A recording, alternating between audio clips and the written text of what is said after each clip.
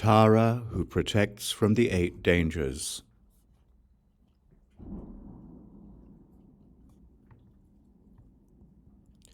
Homage to the 3 jewels.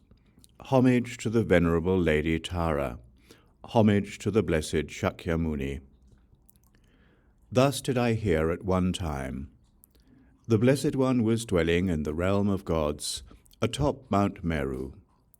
At that time, the goddess Tārā, who was in the assembly, spoke the following words. Now that you have reached this jewel-like higher realm, you should understand actions and their results. Adhere to the good and abandon the bad. For those who engage in evil actions will plunge downward when they pass from this world. Animals, dull and mute, devour one another. They climb and descend up and down on an abysmal path of toil. Terrified and afraid, they tremble in panic as their dreadful suffering defies imagination. Pretas suffer from hunger and thirst, their bodies deformed. If food and drink should appear, it is guarded by others, and even if they consume a little, it turns into fire and swords. Their suffering from hunger and thirst defies imagination. Those beings who are born in the hell realms are powerlessly led by Yama's henchmen. Burned and boiled, they are sliced asunder by swords.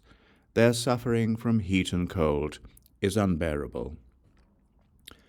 Thus, those who commit evil deeds in this life are committing a great injury to themselves. They will be tormented by intense suffering for many eons, with no chance to escape and no means of enduring it. Keep this clearly in mind and understand the results of actions. Otherwise, you will sow your own unbearable suffering and lament. Even others will be frightened by the terrible din of your agonized screams, for these kinds of sufferings are beyond imagination. Whoever understands such grave faults will abandon the causes of the 3 lower realms. Wherever evil manifests, subtle or coarse, act swiftly by way of body, speech, and mind. You will then be happy and offer help to all beings. You will give up attachment, aversion, and ignorance, and strengthen the root of compassion. You will practice virtue, striving avidly with body, speech, and mind, and endeavor in this most profound quintessence. The fruit of a flower overcome by frost, although cultivated, will produce no sprouts. Likewise, those who transgress their vows and entertain doubts may practice the most profound of Vijja mantras, thinking blessings will come. But this is impossible. Their efforts amount to meaningless hardship. Their Vijja mantra becomes like the prattle of common folk, and their absorption resembles the musings of a child. But if people without fault practice Vijja mantras, they shall swiftly accomplish whatever they desire. Minute though it is, the seed of the banyan tree, well moistened with water and manure, in 7 months can grow as much as a league. If there can be so much change in outer matter, what need to speak of accomplishing knowledge with knowledge? The inner change of luminosity is beyond all measure. If one relies on a merchant who knows the way and sets out to sea in an excellent ship, one will find whatever riches are desired and sail smoothly back to one's home. If one relies on love, compassion, joy, and equanimity, and practices virtue endowed with the mind of awakening, one will set out on a truly perfect path and be sure to reach the land of wisdom. When an arrow is released from a person's fingers, it has certainly been shot, even if one thinks otherwise. When a person fully comprehends the meaning of reality, the other shore has been reached, even if one thinks otherwise. Once the aspects of conduct are naturally perfected, the fruit of Buddhahood will undoubtedly be attained. When the pristine nature of reality is realized, there is no self, no life force, and also no termination of life force.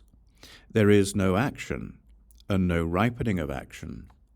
The extremes are abandoned, and one is liberated. In order for you to realize that goal, devotedly recite this quintessence as I proclaim it. If you do, the evil deeds of 3 incalculable eons will be eradicated. The 3 lower realms and all the suffering of saṃsāra will be purified, and the obscurations will be cleared away. The meaningful quintessence is as follows. Om Bodhisattva, Great Lady, Goddess, please protect us. Om Nama āryāvalokiteśvarāya, bodhisattvāya, mahāsattvāya, mahākāruṇikāya, tadyathā, Om tāre, tuttāre, ture, sarvaduṣṭān, praduṣṭān, mama, kṛte, jambhaya, stambhaya, mohaya, bandhaya, hum, pat, svaha. Nama āryāvalokiteśvarāya, nara bodhisattva, mahāsattvāni, adhisthana, mama, sava, kama, varana, svabha, vashuddhe, vishuddhe, vishodaya, hum, pat, svaha.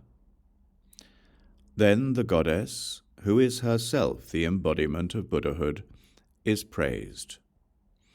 Lady who acts with immense compassion for the good of beings, you have all the major and minor marks, and are bedecked with precious substances.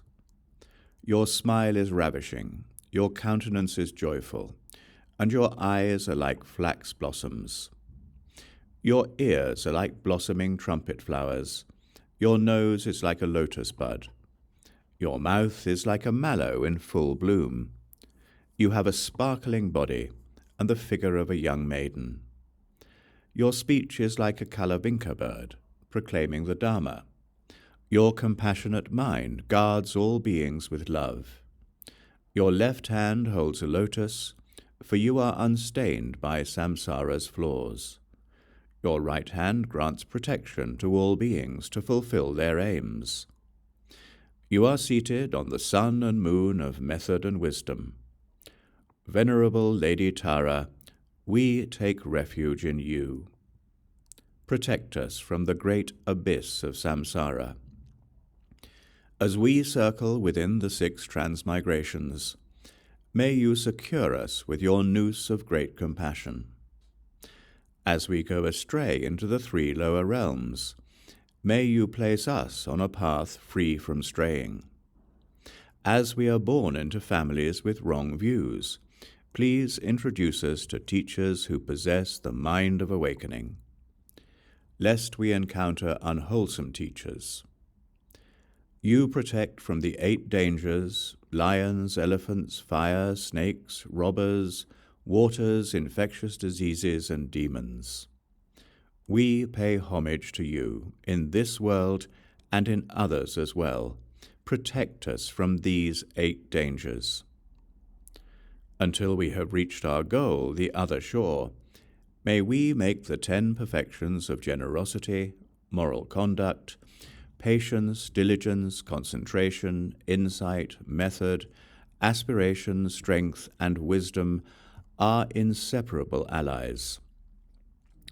Sons and daughters of noble family should write down this teaching, read it, recite it, understand it, contemplate it correctly, and explain it extensively to others.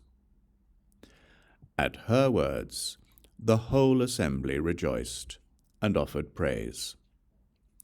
This completes the sutra, Venerable Lady Tārā, who protects from the 8 dangers.